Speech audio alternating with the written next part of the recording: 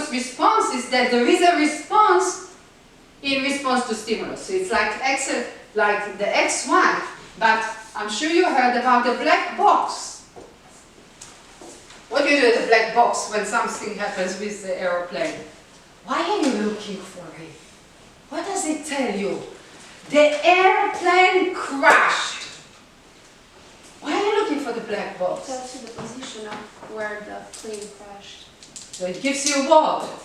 Good information. The real stuff is in the black box. That's what I meant when I said about the human angle or the human story. The real stuff, the stuff that really matters, is in the black box. Now when I'm saying the real stuff, think about it like that. The real stuff, I have to remember not to sit on it. The real stuff is the stuff, the information, the understanding, the principle. You have 5 clients, you have 5 employees, you have 5 products, you have 5 marketing strategies. What does it mean, the real stuff? There are individual differences, right? This concept, remember it, individual differences.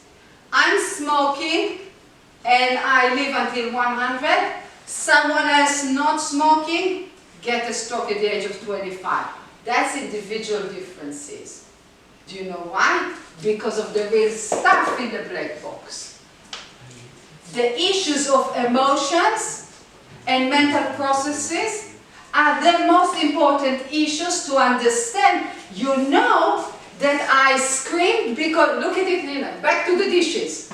I shouted because of the dishes, right? And what was the beautiful things that we said? If we make sure we do the dishes, Aliza is not going to shout. You think that's likely to be true? Maybe. But what's the point? The dishes are not about the dishes. He's not paying attention to me. He's not a team player. I don't like him. I like him too much. Now, why does it matter? Why does it matter? Because we said we want to make sure Aliza stops screaming. So look what happened. Dishes are being done and Aliza is still screaming. And think about again, not about Aliza screaming, that's not your interest. Your interest is in clients, employees, managers, management styles, etc. The good thing here is that you clearly see the screaming. That's good. At least you see something with some sort of clarity, objective clarity. And you can see that it's linked with something else. But we said that the understanding we are looking for is not just for the sake of knowledge, it's for the sake of changing something in the dependent variable. Make employees more happy, etc.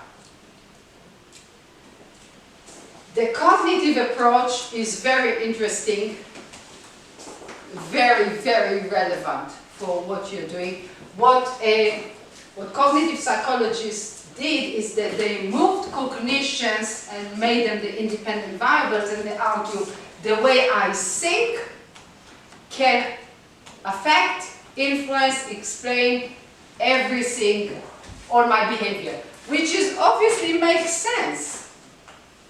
Do you remember what we said? We said, I think that I am overweight, which is why I stop eating.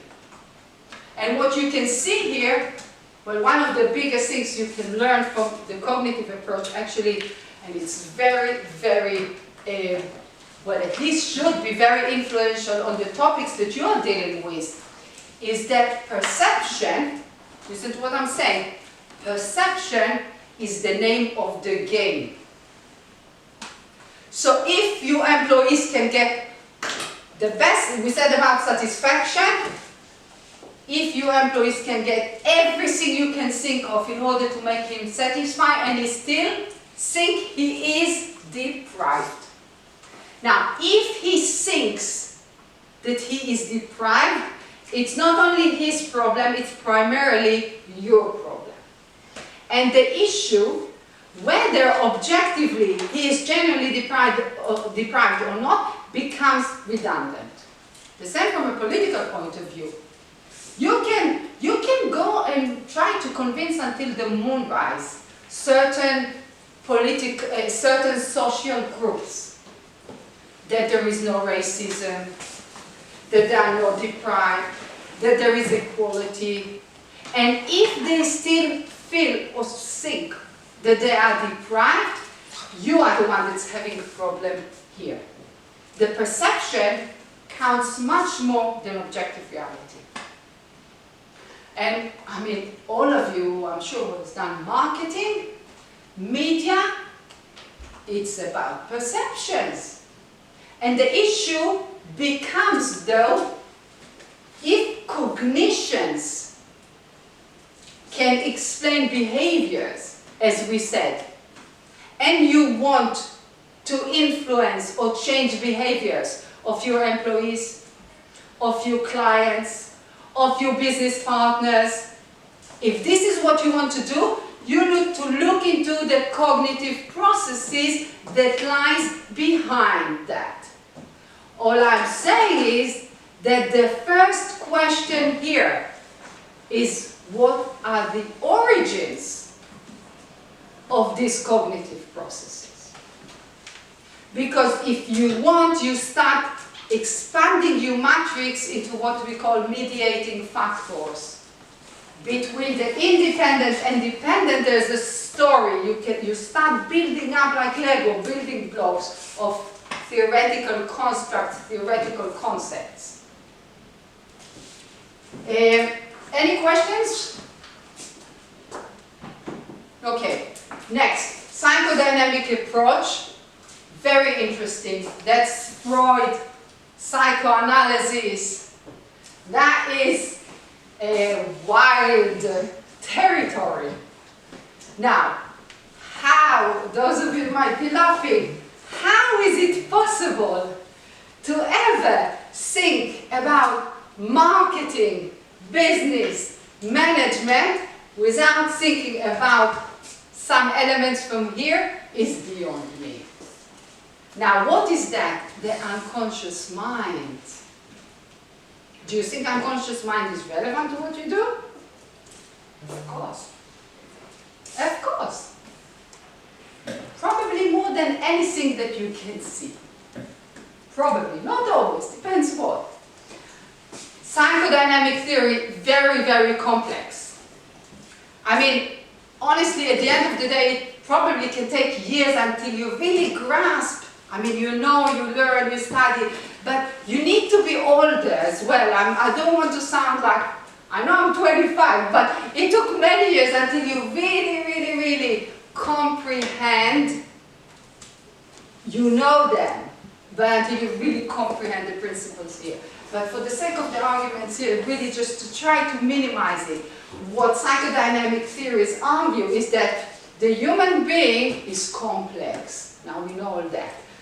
What they argue is that everything that we do is the result of emotional conflicts, so not emotion, it's conflicts between emotions, between the id and the superego. You must have heard this. Okay, so it's like personality has id, ego, and superego. Id is nature, that's like the Nagasaki, yeah, that's id. I pull a deal off the table, I leave Nagasaki behind, that's id. That's nature, that's the nature part of personality, violence, mostly sexual impulses, etc. The superego is like behavioralism. This is values, conscience. This is what I learned from the environment through socialization, clear nurture. This is what actually I think is good or bad. I should kill him, I should not kill him, etc. The ego is the referee. You get a little bit from that, you get a little bit from that. Don't fight, but the end result is that they're always fighting. Do you think that has anything to do with that? One more sentence before you answer. These emotional conflicts, they are between conflicting emotions. So it's not just emotions, which we know are the most difficult sort of element in what a human being is, the most dynamic one. It's conflict between emotions. Now, not only conflict between emotions, this like origin in childhood, but that doesn't really matter actually to you. What matters is that they are unconscious. It's not only that I have this emotional conflict, I'm doing everything within my power not to be aware of them. So is that relevant to marketing, etc.? Why people do what they do?